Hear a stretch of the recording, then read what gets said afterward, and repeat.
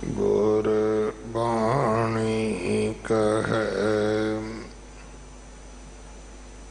सेवक जन मानै, पर तख गुरु निस्तारै। बाणी बिरलो विचारसी,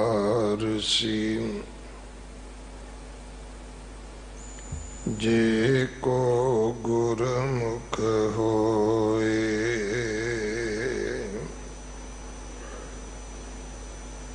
एह बाणी महापुरख की, निज कर वासा होए।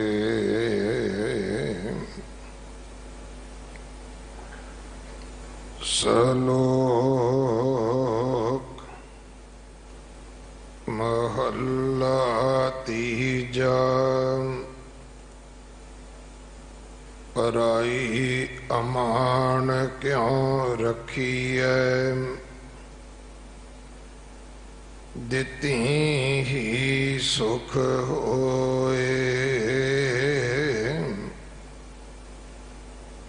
गुर का शब्द गुर थै टिकै, घोर थै प्रगट ना होए। अन्ने वस मानक पया, कर कर वेचन जाए। उना परख न आवै, अड ना पल्लै पाए। जे आप परख न आवै, तां पारखियां थावों लयो परखाए। जे ओस नाल चित लाए, तां वथ लहै नौ निद पल्लै पाए। कर होंदै धन जग भुखा मुआ, बिन सतगुर सोझी ना होए।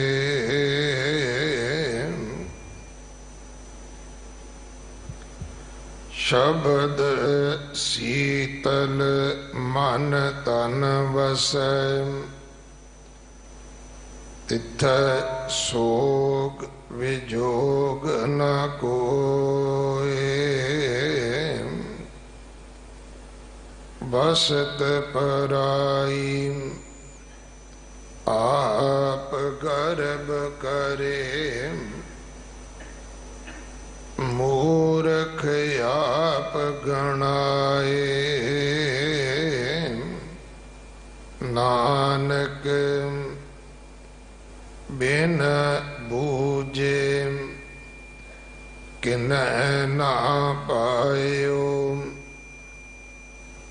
फिर फिर आवे जाए। महला तीजा, मन आनंद पया, मिलिया हर प्रीतम। सरसे सजन संत प्यारे, जो तुर मिले ना बिछुड़ै कबहूँ, जे आप मिले कर तारे। अंतर शब्द रविया गुर पाया, सगले दुख निवारे। हर सुख दाता सदा सलाही, अंतर रखा उर तारे। मन मुख तिनकी बखीली के करे, जे सच्चा शब्द सवारे। उना दी आप पत रखसी, मेरा प्यारा। शरणागत पए गुरद्वारे। नानक गुरमुख से सुहेले पए, मुख उजल दरबारे। पौड़ी इस्तरी पुरख बहु प्रीत, मिल मोह वदाया। पुत्र कलतर नित वेख विगस, मोह माया। देश परदेश तन चुराए, आन मोह पाया। अंत होवे वैर वरोध, को सकै ना छड़ाया। नानक विन नामै त्रिग मोह, जित लग दुख पाया। नानक विन नामै त्रिग मोह, जित लग दुख पाया।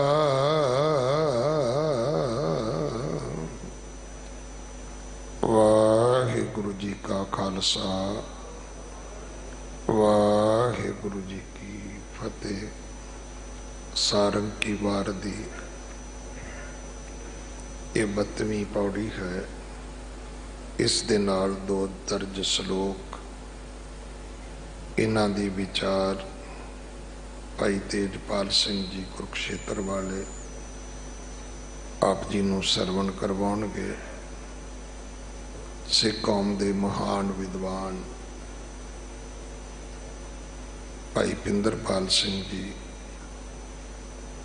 अगले दिनों विच विशेष करके गुरु 9वें पातशाह जी के गुरपुरब के समय दिल्ली आ रहे हैं। उन्होंने इत्थे आके हाजरियां भरनियां ने। 1 दसंबर नूं है, 1 दसंबर नूं ही नगर कीर्तन सजेगा। 2 दसंबर दे विशेष दीवान विशेष समागम गुरुद्वारा रकाबगंज साहब भाई लखी शाह वणजारा हाल अंदर सजणगे। सो सारियां नूं बेनती है इन्हां समागमां विच सेवा करके हाजरियां भर के गुरु कीआं बख्शिशां प्राप्त करनियां। 550 साला ਨੂੰ ਸਮਰਪਿਤ ਜੋ 550 ਬੱਚੇ ਅਡਾਪਟ ਕੀਤੇ ਜਾ ਰਹੇ ਹਨ। ਜੋੜਾ ਘਰ ਦੇ ਬਾਹਰ ਵਿਸ਼ੇਸ਼ ਡੈਕਸ ਕਾਊਂਟਰ ਬਣੇ ਹੈ, ਉੱਥੇ ਆਪ ਜੀ ਸੇਵਾ ਦੇ ਸਕਦੇ ਹੋ। ਲਿਟਰੇਚਰ ਜਾਂ ਹੋਰ ਵਧੇਰੇ ਜਾਣਕਾਰੀ ਵੀ ਆਪ ਜੀ ਨੂੰ ਉੱਥੋਂ ਪ੍ਰਾਪਤ ਹੋਵੇਗੀ। ਜੋ 550 ਬਿਸਤਰਿਆਂ ਦਾ ਹਸਪੀਟਲ ਬਾਲਾ ਸਾਹਿਬ ਗੁਰੂ ਹਰਕ੍ਰਿਸ਼ਨ ਸਾਹਿਬ ਮਹਾਰਾਜ ਜੀ ਦੇ ਪਵਿੱਤਰ ਨਾਮ ਤੋਂ ਬਣ ਰਿਹਾ ਹੈ, ਜਿਸ ਦੀ ਸੇਵਾ ਜਥੇਦਾਰ ਬਾਬਾ ਬਚਨ ਸਿੰਘ ਜੀ ਨੂੰ ਸੌਂਪੀ ਗਈ ਹੈ।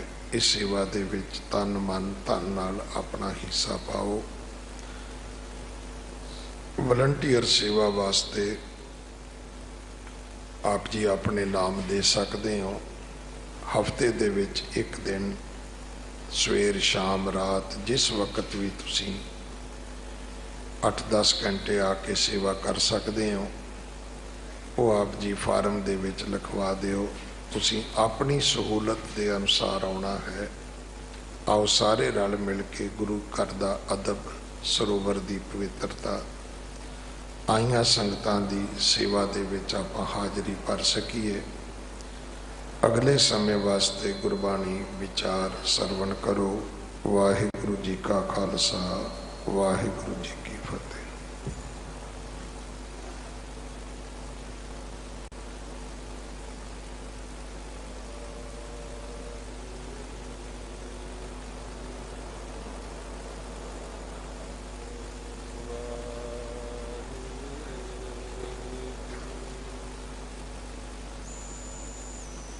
ਸਾਹਿਬ ਜੀਓ,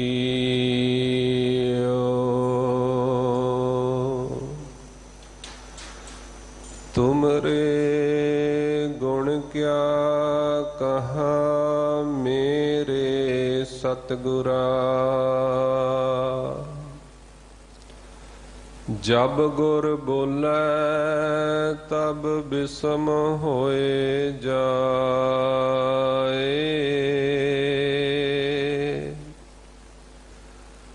हम जैसे अपराधी अवर कोई राखै,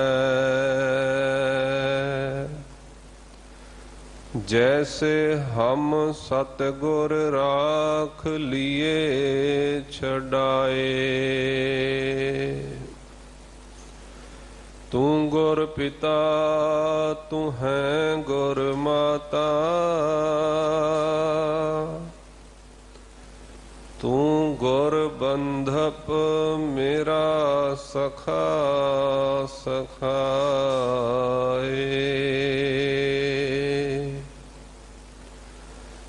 कहाँ बुद्ध प्रभ तुच्छ हमारी,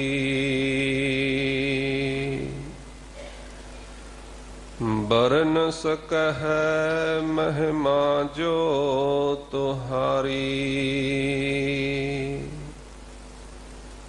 हम ना सकत कर सिफत तुम्हारी,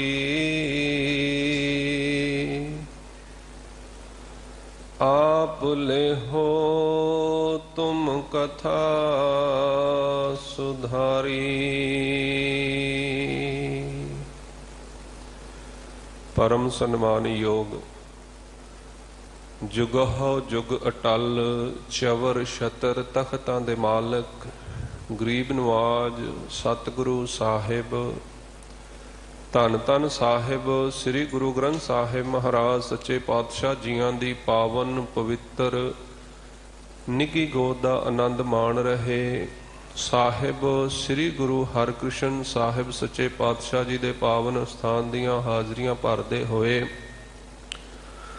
जीवन दियां घड़ियां नूं सफलियां कर रहे गुरु प्यारे गुरु सवारे सतसंगी जनों, गुरु फतेह प्रवान करो जी। वाहिगुरु जी का खालसा, वाहिगुरु जी की फतेह।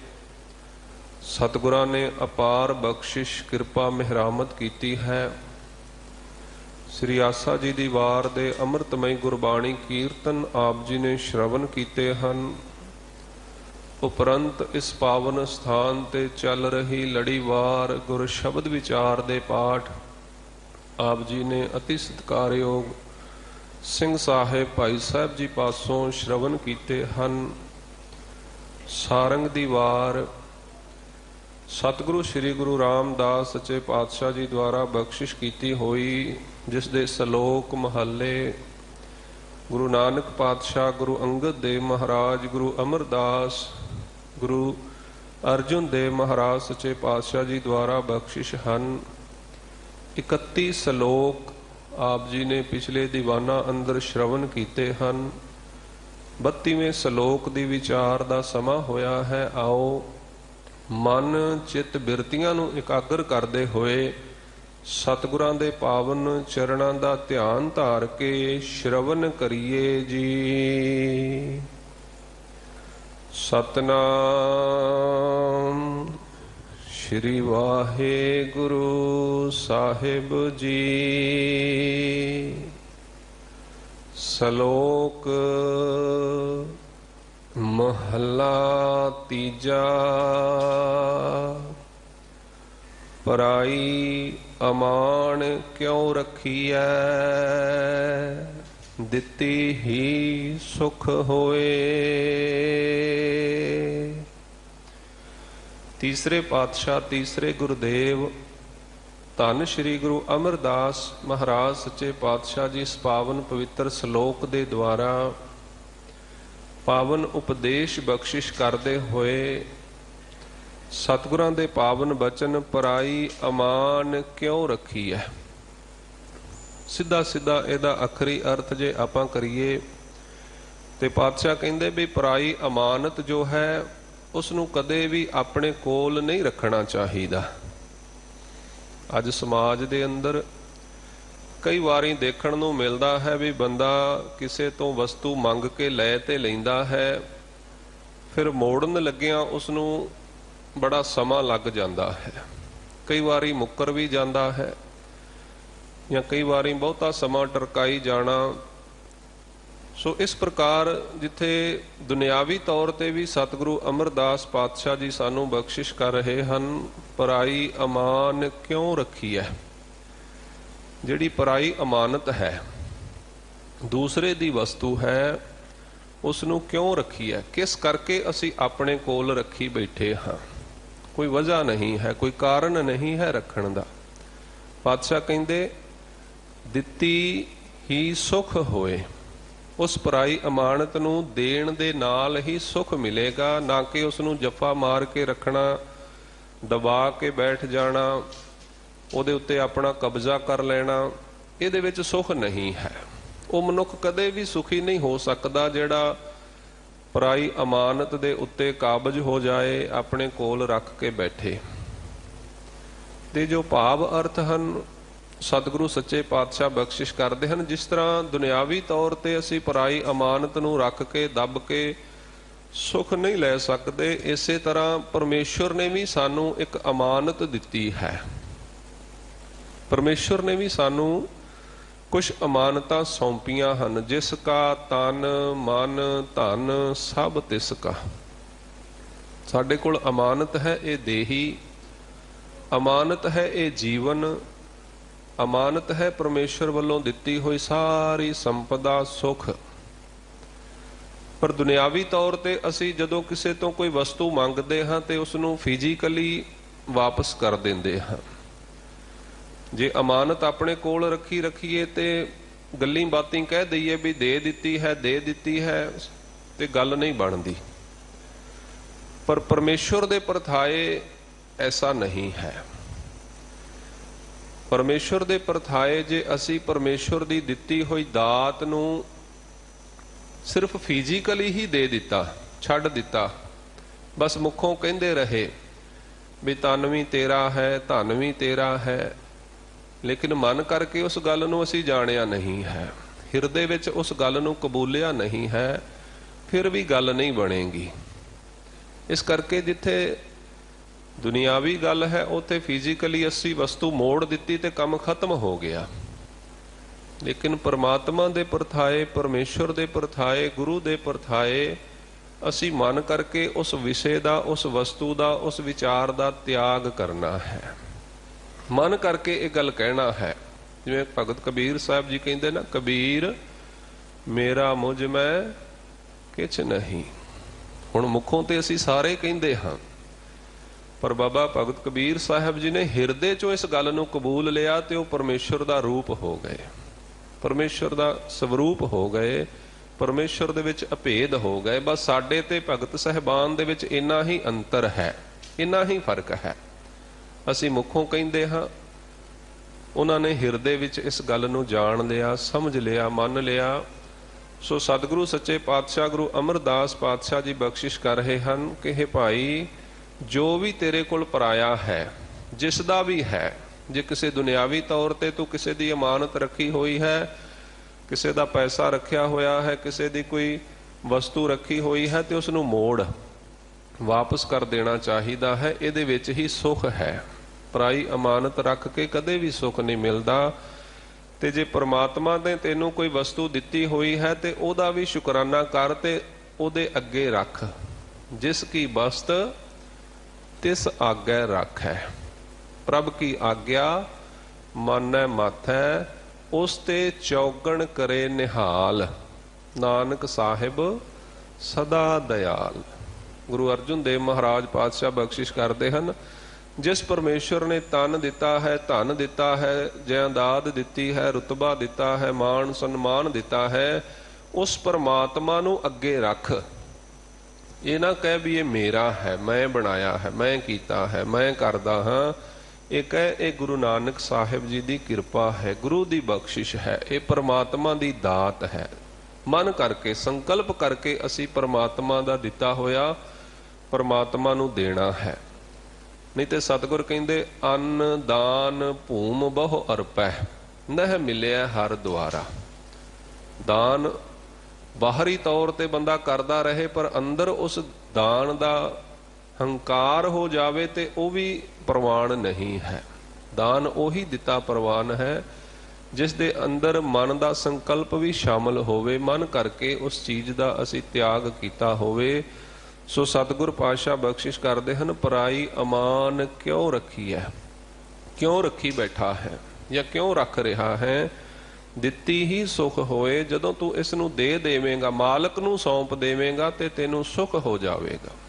ਭਾਵ ਸੁਖ ਦੇ ਵਿੱਚ ਕਈ ਵਾਰੀ ਮਨੁੱਖ ਆਪ ਹੀ ਰੁਕਾਵਟ ਬਣਿਆ ਰਹਿੰਦਾ ਹੈ।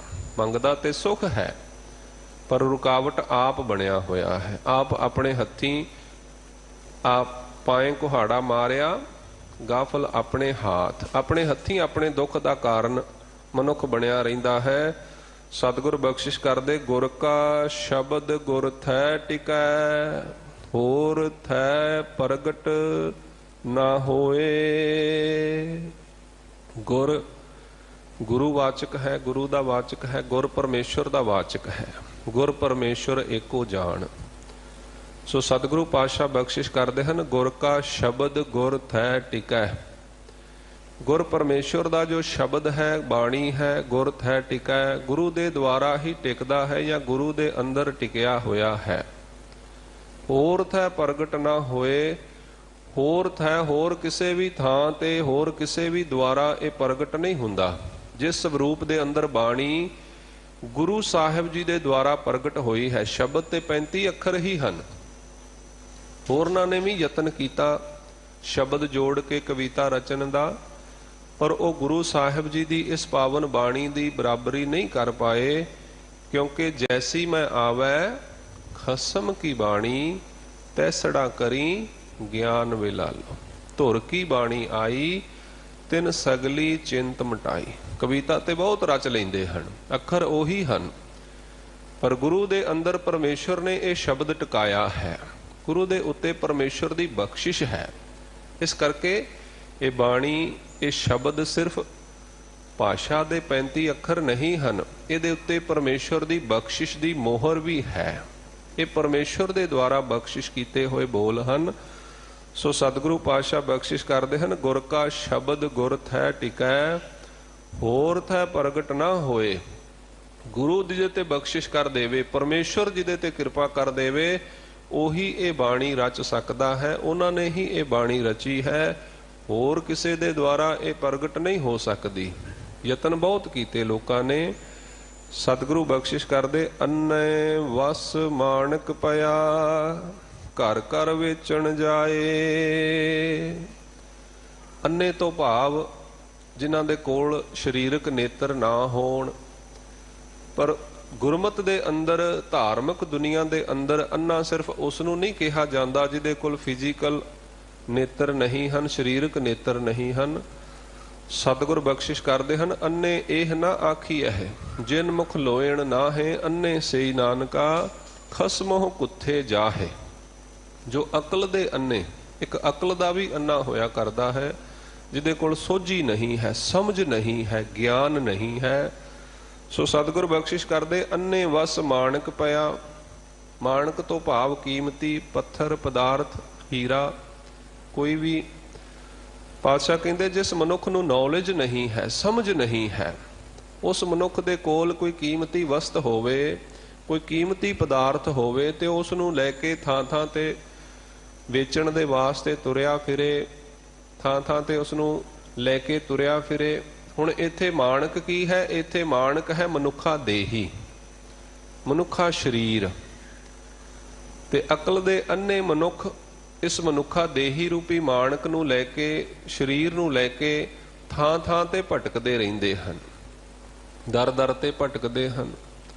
ਵੇਚਣ ਜਾਏ ਤੋਂ ਭਾਵ ਹੈ ਆਪਣਾ ਜੀਵਨ ਵੇਚ ਰਹੇ ਹਨ, ਆਪਣੇ ਸਵਾਸ ਵੇਚ ਰਹੇ ਹਨ। ਜਿਵੇਂ ਭਗਤ ਕਬੀਰ ਸਾਹਿਬ ਕਹਿੰਦੇ, ਬਾਬਾ ਕਬੀਰ ਸਾਹਿਬ ਕਹਿੰਦੇ, ਏਕ ਅਚੰਭਵ ਦੇਖਿਓ ਹੀਰਾ ਹਾਟ ਬਿਕਾਏ, ਬਣਜਣ ਹਾਰੇ ਬਾਹਰਾ ਕੌਡੀ ਬਦਲੇ ਜਾਏ।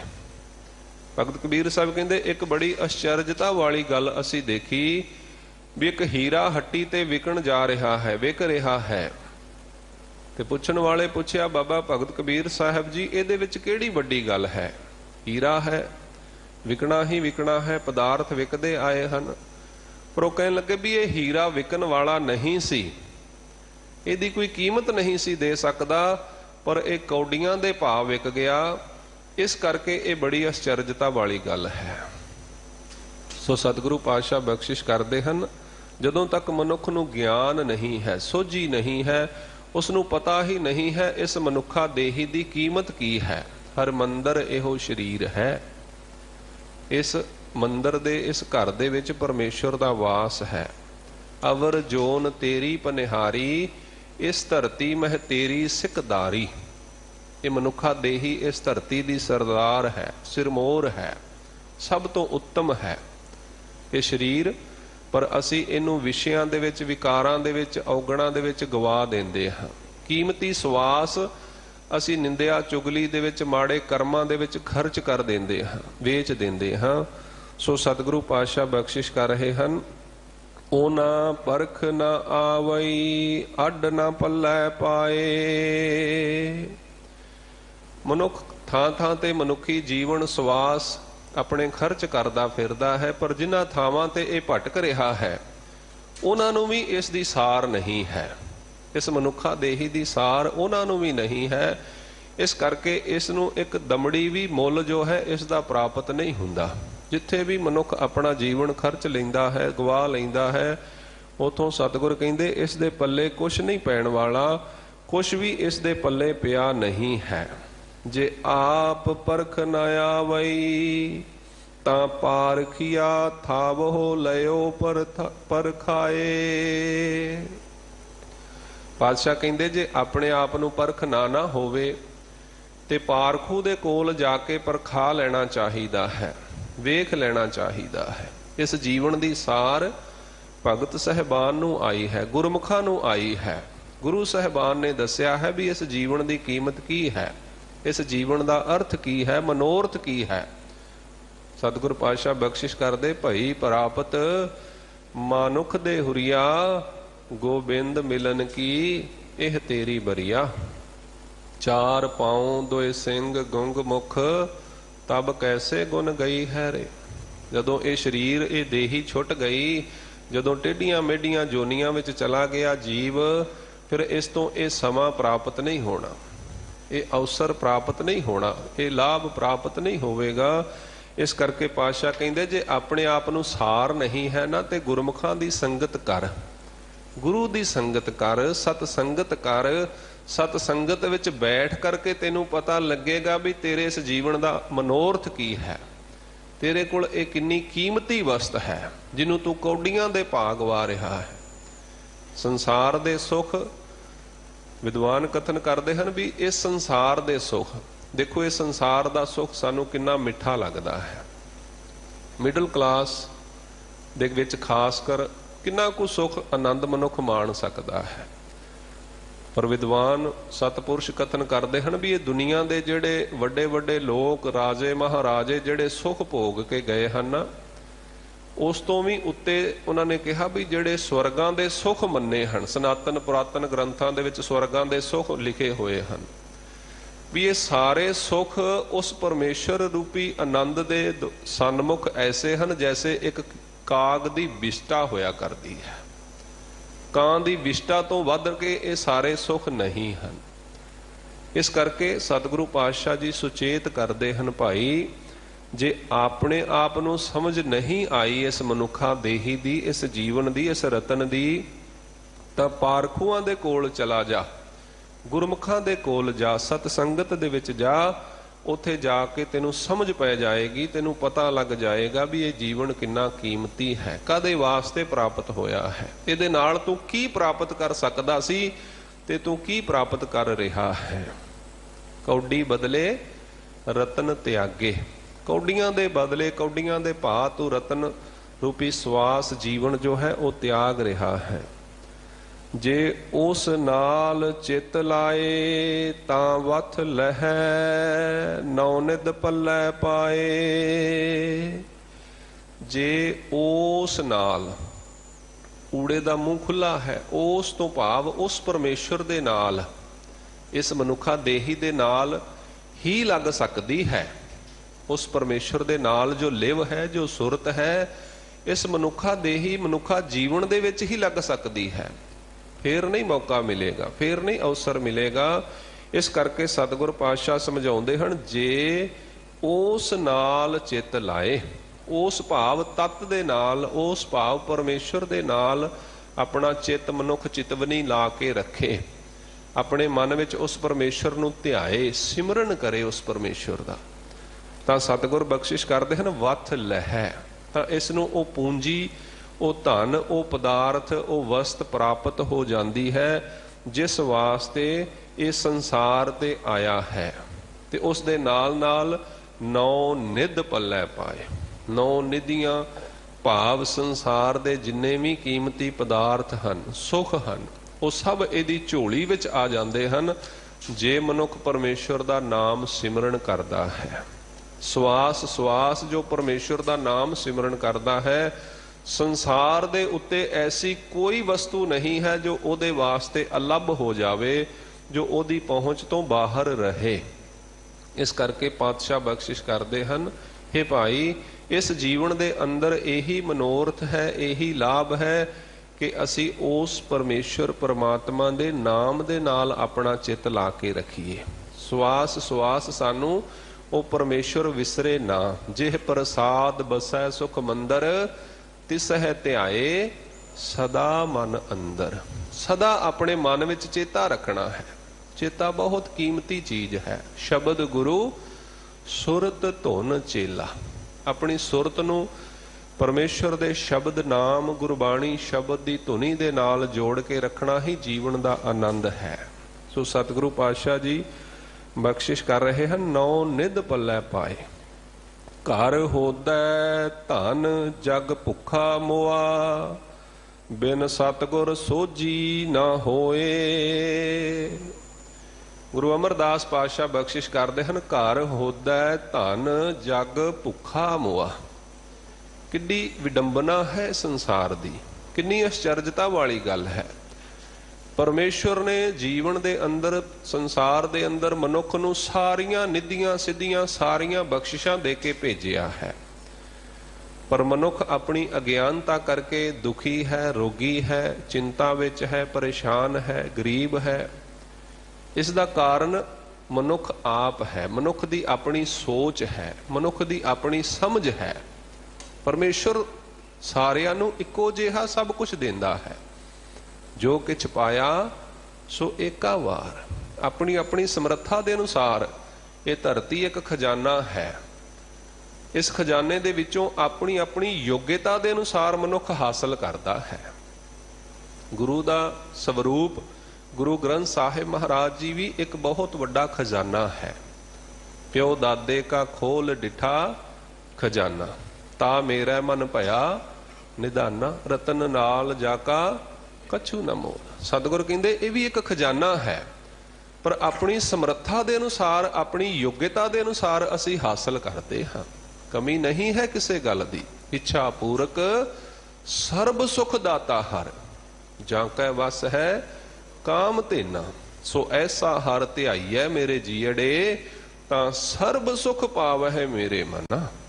ਪਰਮੇਸ਼ਰ ਦੇ ਦਰ ਤੇ ਕੋਈ ਕਮੀ ਨਹੀਂ ਹੈ। ਦੇਂਦਾ ਦੇ ਲੈਂਦੇ ਤੱਕ ਪਾਹੇ, ਜੁਗਾ ਜੁਗੰਤਰ ਖਾਹੀ ਖਾਹੇ। ਸਾਨੂੰ ਆਪਣੀ ਯੋਗਤਾ ਵਧਾਉਣ ਦੀ ਜ਼ਰੂਰਤ ਹੈ, ਆਪਣੀ ਸਮਝ ਨੂੰ ਡਿਵੈਲਪ ਕਰਨ ਦੀ ਜ਼ਰੂਰਤ ਹੈ, ਥੋੜਾ ਜਿਹਾ ਸਮਝ ਦੇ ਵਿੱਚ ਆਉਣ ਦੀ ਜ਼ਰੂਰਤ ਹੈ। ਪਰਮੇਸ਼ਰ ਦੇ ਵੱਲੋਂ ਕੋਈ ਕਮੀ ਨਹੀਂ ਹੈ, ਕੋਈ ਰੁਕਾਵਟ ਨਹੀਂ ਹੈ। ਇਸ ਕਰਕੇ ਸਤਿਗੁਰ ਬਖਸ਼ਿਸ਼ ਕਰਦੇ ਹਨ, ਭਾਈ ਘਰ ਹੋਦਾ ਧਨ ਜਗ ਭੁੱਖਾ ਮੁਆ। ਦੇਖੋ ਸਭ ਕੁਛ ਵਥ, ਸਭ ਕੁਛ ਘਰ ਦੇ ਵਿੱਚ ਹੈ, ਹਿਰਦੇ ਰੂਪੀ ਘਰ ਦੇ ਵਿੱਚ ਹੈ। ਸਭ ਕੁਛ ਘਰ ਮੈਂ ਹੈ ਬਾਹਰ ਨਾਹੀ, ਬਾਹਰ ਢੂੰਡੈ ਸੇ ਭਰਮ ਭੁਲਾਹੀ। ਗੁਰ ਪ੍ਰਸਾਦੀ ਜਿਨੀ ਅੰਤਰ ਪਾਇਆ, ਸੋ ਅੰਤਰ ਬਾਹਰ ਸੁਹੇਲਾ ਜੀਓ। ਜਿਨ੍ਹਾਂ ਦੇ ਕੋਲ ਬਾਹਰੀ ਤੌਰ ਤੇ ਬਹੁਤ ਕੁਛ ਹੈ, ਪਰ ਅੰਤਰੀਵ ਤੌਰ ਤੇ ਉਹ ਵੀ ਸਾਨੂੰ ਗਰੀਬ ਨਜ਼ਰ ਆਉਂਦੇ ਹਨ, ਦੁਖੀ ਨਜ਼ਰ ਆਉਂਦੇ ਹਨ, ਚਿੰਤਾ ਵਿੱਚ ਨਜ਼ਰ ਆਉਂਦੇ ਹਨ। ਜਿਹਦੇ ਕੋਲ ਬਾਹਰੀ ਤੌਰ ਤੇ ਨਾ ਹੋਵੇ, ਉਹ ਤੇ ਮਨੁੱਖ ਚਿੰਤਾ ਵਿੱਚ ਹੋਵੇ ਤਾਂ ਸਮਝ ਆਉਂਦੀ ਹੈ, ਦੁਖੀ ਹੋਵੇ ਸਮਝ ਆਉਂਦੀ ਹੈ। ਪਰ ਜਿਹਦੇ ਕੋਲ ਬਾਹਰ ਸਭ ਕੁਝ ਹੈ, ਉਹ ਵੀ ਚਿੰਤਾ ਵਿੱਚ ਹੈ, ਉਸ ਨੂੰ ਵੀ ਚਿੰਤਾ ਨੇ ਗ੍ਰਸਿਆ ਹੋਇਆ ਹੈ, ਉਸ ਨੂੰ ਵੀ ਫਿਕਰ ਹੈ, ਉਸ ਨੂੰ ਵੀ ਰੋਗ ਹੈ, ਉਹ ਵੀ ਦੁਖੀ ਹੈ, ਤੇ ਗੱਲ ਸਮਝ ਵਿੱਚ ਨਹੀਂ ਆਉਂਦੀ। ਇਹਦਾ ਮਤਲਬ ਕਿਤੇ ਨਾ ਕਿਤੇ ਕੁਝ ਕਮੀ ਹੈ, ਕਿਤੇ ਨਾ ਕਿਤੇ ਕੁਝ ਛੁੱਟ ਗਿਆ ਹੈ। ਸੋ ਸਤਿਗੁਰੂ ਪਾਤਸ਼ਾਹ ਬਖਸ਼ਿਸ਼ ਕਰਦੇ ਹਨ, ਬਿਨ ਸਤਿਗੁਰ ਸੋਝੀ ਨਾ ਹੋਏ। ਬਹੁਤ ਕੀਮਤੀ ਸ਼ਬਦ ਹੈ। ਬਿਨਾਂ ਸਤਿਗੁਰ ਤੋਂ ਸੋਝੀ ਨਹੀਂ ਹੋ ਸਕਦੀ, ਸਮਝ ਨਹੀਂ ਆ ਸਕਦੀ ਇਹ ਜੀਵਨ ਦੀ, ਇਹ ਸੰਸਾਰ ਦੀ ਜੋ ਖੇਡ ਹੈ ਨਾ। ਕਈ ਵਾਰੀ ਦਾਸ ਨੇ ਇਸ ਗੱਲ ਦਾ ਜ਼ਿਕਰ ਕੀਤਾ ਹੈ ਕਿ ਪਰਮੇਸ਼ਵਰ ਨੇ ਆਵਣ ਜਾਣ ਇੱਕ ਖੇਲ ਬਣਾਇਆ, ਇੱਕ ਖੇਡ ਬਣਾਇਆ ਹੈ ਸੰਸਾਰ ਦਾ। ਪਰ ਗੁਰੂ ਤੋਂ ਬਿਨਾਂ ਇਹ ਖੇਡ ਸਮਝ ਵਿੱਚ ਨਹੀਂ ਆ ਸਕਦੀ, ਗੁਰੂ ਤੋਂ ਬਿਨਾਂ ਇਹ ਖੇਡ ਕੋਈ ਸਮਝ ਨਹੀਂ ਸਕਦਾ। ਸੋ ਸਤਿਗੁਰ ਕਹਿੰਦੇ, ਬਿਨ ਸਤਿਗੁਰ ਸੋਝੀ ਨਾ ਹੋਏ। ਸ਼ਬਦ ਸੀਤਲ ਮਨ ਤਨ ਵਸੈ, ਤਿਥੈ ਸੋਗ ਵਿਜੋਗ ਨਾ ਹੋਏ। ਜਿਨ੍ਹਾਂ ਦੇ ਹਿਰਦੇ ਵਿੱਚ ਸੀਤਲ ਭਾਵ ਪਰਮੇਸ਼ਰ ਦਾ ਪਿਆਰਾ ਸ਼ਬਦ ਵਸਦਾ ਹੈ, ਗੁਰੂ ਦਾ ਸ਼ਬਦ ਵਸਦਾ ਹੈ, ਉਸ ਜੀਵਨ ਦੇ ਅੰਦਰ ਕਦੇ ਵੀ ਸੋਗ ਝੋਰਾ ਤੇ ਵਿਜੋਗ ਵਿਛੋੜਾ ਨਹੀਂ ਹੋ ਸਕਦਾ। ਉਹ ਹਮੇਸ਼ਾ ਸਦੀਵ ਕਾਲ ਪਰਮੇਸ਼ਰ ਦੇ ਨਾਲ ਜੁੜਿਆ ਹੋਇਆ ਹੈ, ਜਿਸ ਦੇ ਹਿਰਦੇ ਵਿੱਚ ਪਰਮੇਸ਼ਰ ਦਾ ਗੁਰੂ ਦਾ ਸ਼ਬਦ ਵਸਦਾ ਹੈ। ਵਸਤ ਪਰਾਈ ਆਪ ਗਰਭ ਕਰੇ, ਮੂਰਖ ਆਪ ਗਣਾਏ।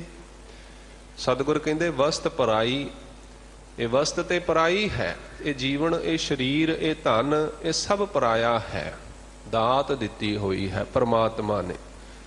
ਪਰ ਗਰਭ ਕਰੈ, ਮਨੁੱਖ ਹੰਕਾਰ ਕਰ ਲੈਂਦਾ ਹੈ, ਧਨ ਦਾ ਹੰਕਾਰ ਕਰਦਾ ਹੈ, ਧਨ ਦਾ ਹੰਕਾਰ ਕਰਦਾ ਹੈ, ਰੁਤਬੇ ਦਾ ਹੰਕਾਰ ਕਰ ਲੈਂਦਾ ਹੈ। ਸੋ ਸਤਿਗੁਰ ਕਹਿੰਦੇ ਇਹ ਵਸਤ ਪਰਾਈ ਹੈ ਭਾਈ, ਪਰ ਮਨਮੁਖ ਜੋ ਹੈ ਉਹ ਗਰਭ ਕਰਦਾ ਹੈ। ਮੂਰਖ ਆਪ ਗਣਾਏ, ਤੇ ਮੂਰਖ ਹੋ ਕਰਕੇ, ਅਣਿਆਣ ਹੋ ਕਰਕੇ ਆਪਣਾ ਆਪ ਜਣਾਉਂਦਾ ਹੈ ਵੀ ਮੇਰੀ ਹੈ, ਇਹ ਮੈਂ ਬਣਾਈ ਹੈ, ਇਹ ਘਰ ਮੈਂ ਬਣਾਇਆ ਹੈ, ਇਹ ਪੈਸਾ ਮੈਂ ਕਮਾਇਆ ਹੈ, ਇਹ ਮੈਂ ਕਰਦਾ ਰਹਿੰਦਾ ਹੈ, ਆਪਾ ਜਣਾਉਂਦਾ ਹੈ। ਪਰ ਸਤਿਗੁਰ ਕਹਿੰਦੇ ਹਉਮੈ ਬੂਝੈ ਤਾਂ ਦਰ ਸੂਝੈ, ਗਿਆਨ ਵਿਹੂਣਾ ਕਥ ਕਥ ਲੂਝੈ। ਜਦੋਂ ਤੱਕ ਗਿਆਨ ਨਹੀਂ ਹੈ ਉਦੋਂ ਤੱਕ ਮੈਂ ਹੈ, ਮੇਰੀ ਹੈ। ਪਰ ਨਾਨਕ ਹੁਕਮੈ ਜੇ ਬੁਝੈ, ਤਾਂ ਹਉਮੈ ਕਹੈ ਨਾ ਕੋਏ। ਜਿਹਨੂੰ ਹੁਕਮ ਦੀ ਸਮਝ ਆ ਗਈ, ਹੁਕਮੈ ਅੰਦਰ ਸਭ ਕੋ, ਬਾਹਰ ਹੁਕਮ ਨਾ ਕੋਏ। ਨਾਨਕ ਹੁਕਮੈ ਜੇ ਬੁਝੈ, ਤਾਂ ਹਉਮੈ ਕਹੈ ਨਾ ਕੋਏ। ਫਿਰ ਮੁਖੋਂ ਮੈਂ ਨਹੀਂ ਨਿਕਲਦੀ, ਫਿਰ ਨਹੀਂ ਕਹਿ ਸਕਦਾ ਮੈਂ ਕੀਤਾ, ਮੈਂ ਕਰਦਾ, ਮੈਂ ਕਰ ਸਕਦਾ। ਫਿਰ ਤੇ ਕਹਿੰਦਾ ਨਾ ਹਮ ਕੀਆ ਨਾ ਕਰਹੰਗੇ, ਨਾ ਕਰ ਸਕੈ ਸ਼ਰੀਰ, ਕਿਆ ਜਾਨੋ ਕਿਛ ਹਰ ਕੀਆ ਭਇਆ ਕਬੀਰ ਕਬੀਰ। ਫਿਰ ਕਹਿੰਦਾ ਤੂੰ ਹੀ ਕਰਦਾ ਹੈ, ਤੂੰ ਹੀ ਕਰਤਾ ਹੈ। ਨਾਨਕ ਬਿਨ ਬੂਝੈ ਕਿਨੈ ਨਾ ਪਾਇਓ, ਫਿਰ ਆਵੈ ਜਾਏ। ਗੁਰੂ ਅਮਰਦਾਸ ਪਾਤਸ਼ਾਹ ਬਖਸ਼ਿਸ਼ ਕਰਦੇ ਹਨ, ਬਿਨ ਬੂਝੈ ਕਿਨੈ ਨਾ ਪਾਇਓ। ਬਿਨਾਂ ਜਾਣੇ ਤੋਂ, ਬਿਨਾਂ ਗੁਰੂ ਦੇ ਉਪਦੇਸ਼ ਤੋਂ ਕਿਸੇ ਨੇ ਵੀ ਜੀਵਨ ਦਾ ਸੁੱਖ ਨਹੀਂ ਪਾਇਆ, ਕਿਸੇ ਨੇ ਵੀ ਜੀਵਨ ਮਨੋਰਥ ਨੂੰ ਹਾਸਲ ਨਹੀਂ ਕੀਤਾ, ਕਿਸੇ ਨੂੰ ਵੀ ਗਿਆਨ ਨਹੀਂ ਪ੍ਰਾਪਤ ਹੋਇਆ। ਫਿਰ ਆਵੈ ਜਾਏ, ਬਾਰ-ਬਾਰ ਸੰਸਾਰ ਵਿੱਚ ਜੀਵ ਆਉਂਦਾ ਹੈ, ਜਾਂਦਾ ਹੈ, ਜਨਮ ਮਰਨ ਦੇ ਗੇੜ ਵਿੱਚ ਪਿਆ ਹੋਇਆ ਹੈ। ਮਹੱਲਾ ਤੀਜਾ। ਤੀਸਰੇ ਗੁਰਦੇਵ ਗੁਰੂ ਅਮਰਦਾਸ ਪਾਤਸ਼ਾਹ ਬਖਸ਼ਿਸ਼ ਕਰਦੇ ਹਨ, ਮਨ ਆਨੰਦ ਭਇਆ ਮਿਲਿਆ ਹਰ ਪ੍ਰੀਤਮ, ਸਰਸੇ ਸੱਜਣ ਸੰਤ ਪਿਆਰੇ। ਮਨ ਦੇ ਵਿੱਚ ਆਨੰਦ ਪੈਦਾ ਹੋਇਆ ਹੈ ਜਦੋਂ ਉਸ ਪਰਮੇਸ਼ਰ ਹਰੀ ਪ੍ਰੀਤਮ ਦਾ ਮੇਲ ਹੋਇਆ। ਗੁਰੂ ਸ਼ਬਦ ਦੇ ਦੁਆਰਾ ਪਰਮਾਤਮਾ ਦੇ ਵਿੱਚ ਮਨ ਟਿਕਿਆ ਹੈ ਤੇ ਇਸ ਨੂੰ ਆਨੰਦ ਪ੍ਰਾਪਤ ਹੋਇਆ ਹੈ।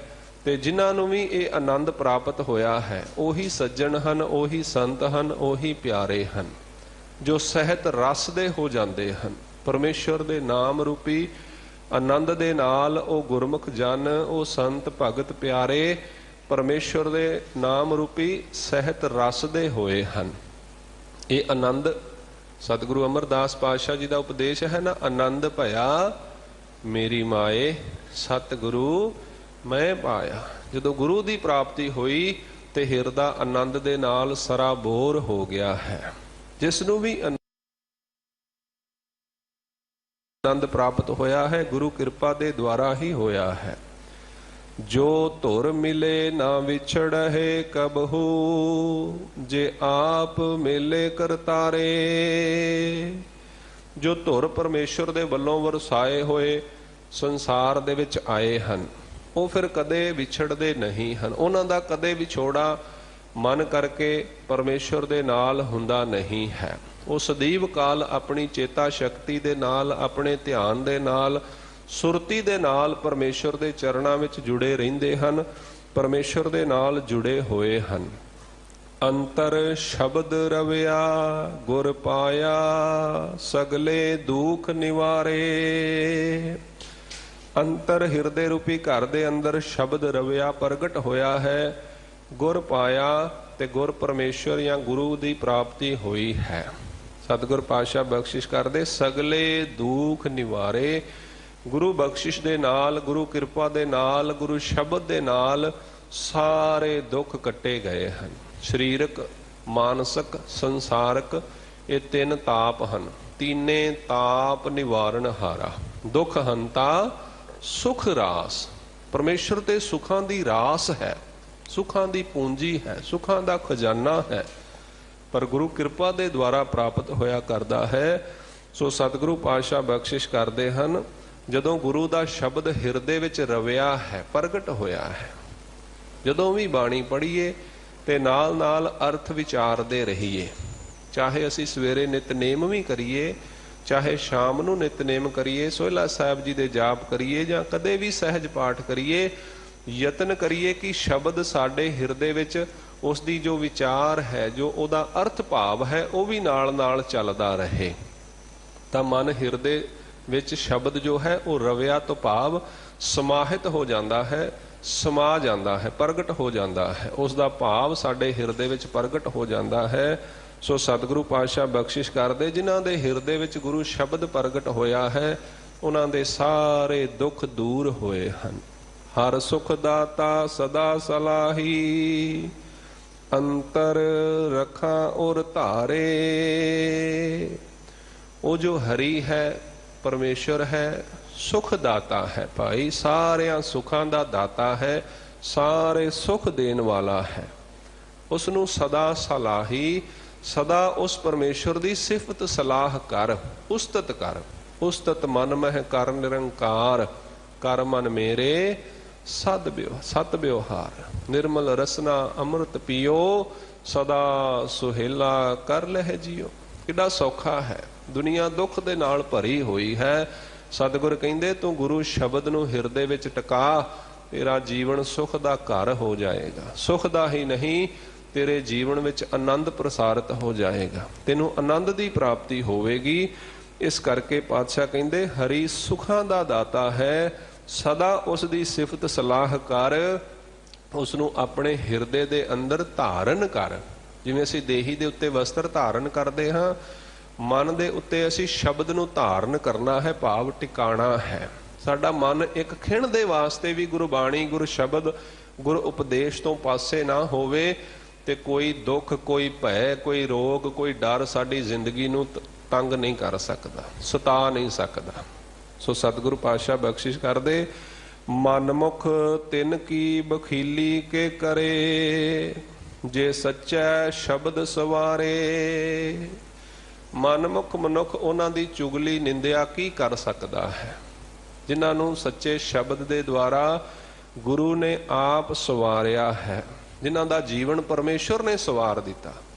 तुसीं देखो भगत नामदेव जी, भगत कबीर साहब, रविदास साहब, जिन्हें भी भगत साहिबान गुरमुख जन होए हन, दुनिया बड़े यतन करती है उन्हां नूं थल्ले लाण दे वास्ते, उन्हां दी बदनामी करन दे वास्ते, उन्हां नूं नीवा करन दे वास्ते, पर नहीं कर सकते, क्योंकि उन्हां दे उत्ते परमेश्वर दा हथ होया करदा है। हर जुग जुग भगत उपाया, पैज रखदा आया राम राजे। अहंकारियां निंदकां पिठ दे, नाम दियो मुख लाया। परमेश्वर हमेशा अपने जन दी पैज रखदा आया है। उन्हां दी आप पत रखसी मेरा प्यारा, शरणागत पए गुरद्वारे। सतगुरु अमरदास पातशाह जी ने मोहर ला दिती। पातशाह कहंदे भाई पिछले समय दे विच भी जिन्हां ने गुरु दी शरण लई है, गुरु ने उन्हां दी पत रखी है, उन्हां दी इज्जत रखी है। किन्ने प्रमाण हन, किन्ने उदाहरण सानू बाणी दे विच, गुर इतिहास दे विच मिलदे हन भी जिन्हां ने गुरु दी टेक लई, गुरु शब्द दी टेक लई, चाहे बाबा बिधि चंद होण, चाहे भाई तलोका होवे, चाहे होर किन्ने गुरमुख प्यारे होए हन, जिन्हां ने गुरु शब्द दा आसरा लिया, फिर गुरु उन्हां दी पत रखदा है, परमेश्वर उन्हां दी पैज रखदा है। सो सतगुरु पातशाह बख्शिश करदे, उन्हां दी आप पत रखसी, ये परमेश्वर दा बिरद है, सुभाव है। जेड़ा भी मनुख जो शरण आवे तिस कंठ लावे, यह बिरद स्वामी संदा। कोई मुश्किल बने आवे, कोई औंकड़ आ जावे, किसी तरह की मुसीबत आ जावे, बंदा गुरु दे सन्मुख आके झुके ते कहे हे परमेश्वर हुण तेरा ही सहारा है, ते परमेश्वर फिर कदे उसदी हार नहीं होण देंदा, कदे उसदी बेइज्जती इंसल्ट नहीं होण देंदा। परमेश्वर हमेशा अपने प्यारियां दी पत रखदा आया है, रख रहा है, रखदा रहेगा। आउण वाले समय विच भी परमेश्वर ही रखेगा, वर्तमान दे विच भी उसे ने रखी है, पिछे भी उसने ही रखी है। पर सतगुर कहंदे शरणागत पए गुरद्वारे। जो शरणागत होए हन, जो शरण विच आ गए, जिन्हां ने मन करके अपना मस्तक गुरु दे सन्मुख टेक दिता, देखा देखी नहीं, अजमान वास्ते नहीं, कबूल कर लिया भी परमेश्वर तेरा ही सहारा है, तू ही सहारा है, तू ही पत रखनी है।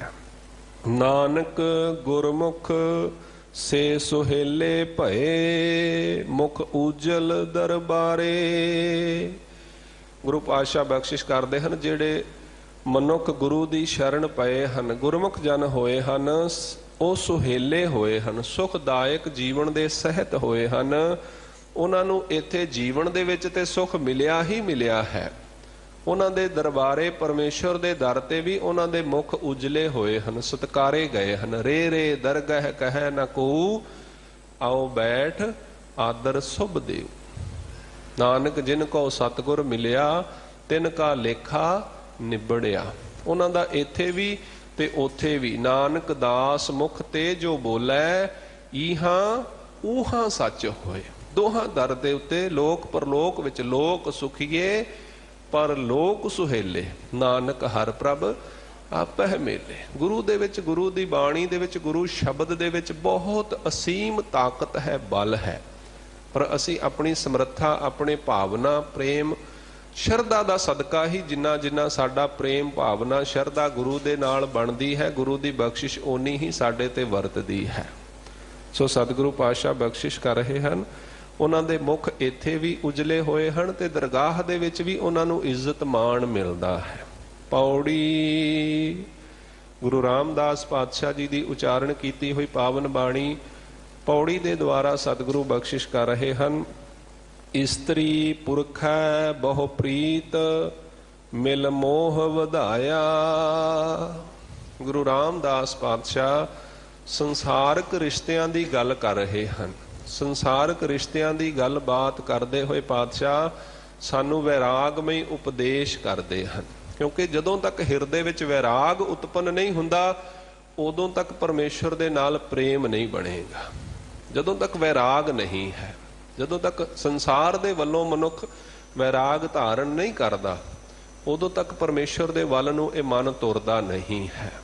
ਸੋ ਪਾਤਸ਼ਾਹ ਜੀ ਨੇ, ਸ੍ਰੀ ਗੁਰੂ ਤੇਗ ਬਹਾਦਰ ਸਾਹਿਬ ਸੱਚੇ ਪਾਤਸ਼ਾਹ ਜੀ ਨੇ ਆਪਣੀ ਪਾਵਨ ਬਾਣੀ ਦੇ ਅੰਦਰ ਬਹੁਤ ਪ੍ਰੇਮ ਭਾਵਨਾ ਦੇ ਸਹਿਤ ਸਾਨੂੰ ਵੈਰਾਗਮਈ ਬਾਣੀ ਦੀ ਦਾਤ ਬਖਸ਼ਿਸ਼ ਕੀਤੀ ਹੈ, ਜਿਸ ਨੂੰ ਸੁਣ ਕੇ ਪੜ੍ਹ ਕੇ ਸੁਤੇ ਹੀ ਮਨ ਜੋ ਹੈ ਉਹ ਟਿਕ ਜਾਂਦਾ ਹੈ, ਸੰਸਾਰ ਦੇ ਵੱਲੋਂ ਨਿਰੰਕਾਰ ਦੇ ਵੱਲ ਨੂੰ ਮੁੜ ਜਾਂਦਾ ਹੈ।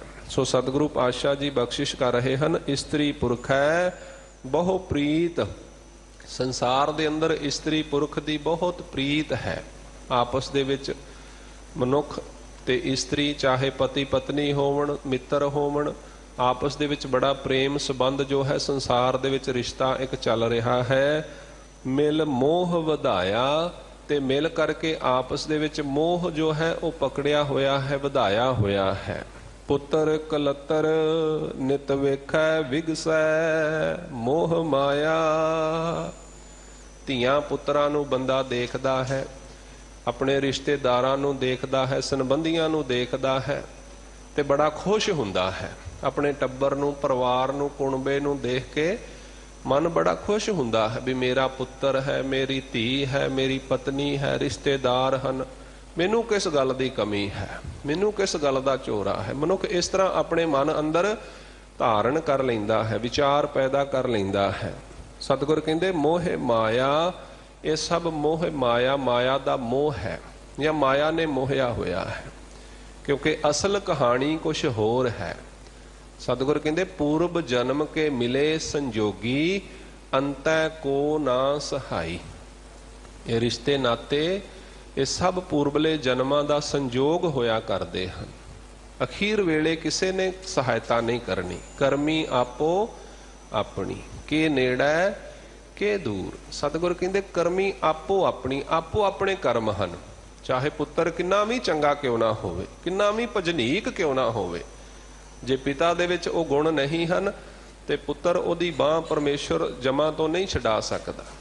ਪਰ ਜੇ ਪਿਤਾ ਕਿੰਨਾ ਵੀ ਭਜਨੀਕ ਕਿਉਂ ਨਾ ਹੋਵੇ, ਜੇ ਪੁੱਤਰ ਦੇ ਵਿੱਚ ਐਬ ਹੈ ਤੇ ਉਸ ਨੂੰ ਉਹਦਾ ਜੋ ਦੁੱਖ ਹੈ, ਜੋ ਕਸ਼ਟ ਹੈ, ਜੋ ਉਹਦੀ ਸਜ਼ਾ ਹੈ ਉਹ ਮਿਲਣੀ ਹੀ ਮਿਲਣੀ ਹੈ। ਸਤਿਗੁਰ ਕਹਿੰਦੇ ਕਰਮੀ ਆਪੋ ਆਪਣੀ, ਕੇ ਨੇੜੈ ਕੇ ਦੂਰ। ਸੋ ਜਿੱਥੇ ਅਸੀਂ ਪਰਿਵਾਰ ਦੇ ਵਿੱਚ ਬੱਧੇ ਹੋਏ ਹਾਂ, ਸਮਾਜ ਦੇ ਵਿੱਚ ਬੱਧੇ ਹੋਏ ਹਾਂ, ਸਾਡੇ ਕੁਝ ਪਰਿਵਾਰਕ ਫਰਜ਼ ਹੁੰਦੇ ਹਨ, ਕੁਝ ਸਮਾਜਿਕ ਫਰਜ਼ ਹੁੰਦੇ ਹਨ, ਉਹਦੇ ਨਾਲ ਨਾਲ ਸਾਡਾ ਜੋ ਜੀਵਨ ਹੈ ਇੱਕ ਵਿਅਕਤੀਗਤ ਜੀਵਨ ਹੈ। ਵਿਅਕਤੀਗਤ ਤੌਰ ਤੇ ਵੀ ਅਸੀਂ ਆਪਣੇ ਜੀਵਨ ਨੂੰ ਸੰਭਾਲਣਾ ਹੈ, ਸਵਾਰਨਾ ਹੈ।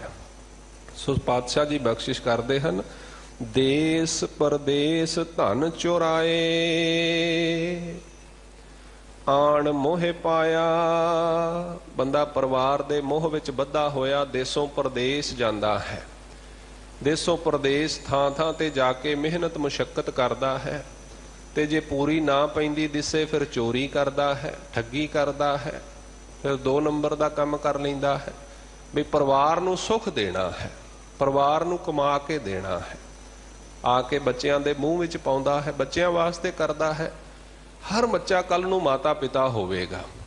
ਐਸਾ ਨਹੀਂ ਹੈ ਵੀ ਮਾਤਾ ਪਿਤਾ ਹੀ ਕਰਦੇ ਹਨ, ਬੱਚੇ ਕੱਲ ਨੂੰ ਮਾਤਾ ਪਿਤਾ ਬਣ ਜਾਣਗੇ, ਉਹਨਾਂ ਨੇ ਵੀ ਇਹੀ ਕੰਮ ਕਰਨਾ ਹੈ। ਸਤਿਗੁਰ ਕਹਿੰਦੇ ਕਰ ਕਰ ਥਾਕੇ ਵੱਡੇ ਵਡੇਰੇ ਕਿਨਹੀ ਨਾ ਕੀਏ ਕਾਜ ਮਾਇਆ ਪੂਰੇ। ਪਦਾਰਥਾਂ ਦੇ ਨਾਲ ਕਿਸੇ ਦੇ ਕਾਰਜ ਪੂਰੇ ਨਹੀਂ ਹੋਏ।